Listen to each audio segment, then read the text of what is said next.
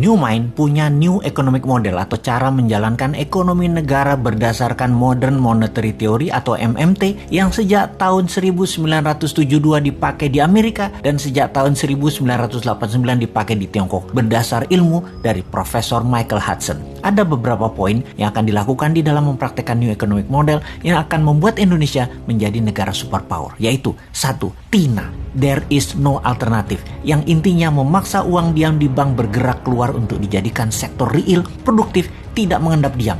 Uang deposito dan tabungan oleh pemilik dana diambil dari bank dan diinvestasikan. Cara memaksanya dengan bunga bank deposito 0%. Itulah tidak ada pilihan lain kecuali mengaktifkan uang di bank keluar menjadi lebih produktif. 2. Gold-based transaction. Hal ini tidak perlu dijelaskan lagi. Selain rupiah sebagai alat bayar, maka gramasi emas dijadikan alat tukar yang sah di Indonesia. Quantitative easing. Melalui mekanisme printing money berbasis proyek produktif yang diperhitungkan cost accountingnya sejak awal untuk membuat Indonesia menjadi negara superpower di tahun 2045 memerlukan apa saja dan berapa investasinya, lalu diprintkan rupiah senilai proyek tersebut. Kita merinci setiap tahunnya sampai tahun 2045 perlu biaya berapa tanpa uang asing untuk membangun Indonesia untuk menjadi negara superpower. Mulai dari membangun SDM untuk sekolah dan belajar ke luar negeri dikirim ke semua negara yang lebih maju dari Indonesia selama 15 tahun pertama sejak tahun 2024 untuk mengirim 20 juta putra-putri terbaik. Lalu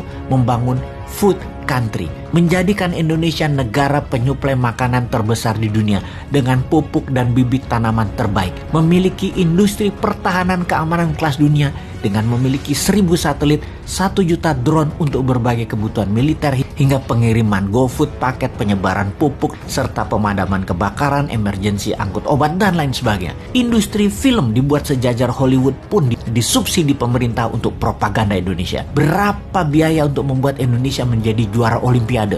Berapa biaya untuk Indonesia menjadi juara World Cup sepak bola? Dan itu dirinci. Kemudian untuk membuat berbagai daerah berkurang kendaraan pribadinya hingga 20%, untuk lalu lalang dengan menyediakan transportasi publik berbasis listrik secara massal di seluruh wilayah Indonesia gratis, sarana kesehatan rumah sakit gratis hingga tingkat kecamatan dan desa, dan menjadikan semua sumber daya alam mineral dikelola dari tambang hingga industri tengahnya, midstreamnya, hingga hilir akhirnya menjadi bahan jadi 100% dibuat di tanah air, hingga bursa mineral spotnya pun ada di tanah air. Berapa biayanya itu semua? Industri baterai dan energi non-fossil oil akan dihitung semua berapa biayanya, dan semua itu akan dibuat menjadi landasan cetak uang berbasis proyek yang nilainya bisa 10 kali APBN nasional per tahunnya, yang naik 30% per tahunnya hingga tahun 2045. Inilah visi 2045 di mana Indonesia pada saat 100 tahun yang disebut Indonesia Emas, karena Indonesia menjadi negara superpower sejajar dengan Tiongkok dan sejajar dengan Amerika. Kedepan setelah visi 2045 ada visi 2070. Di tahun 2070 Indonesia telah menjadi pemimpin dunia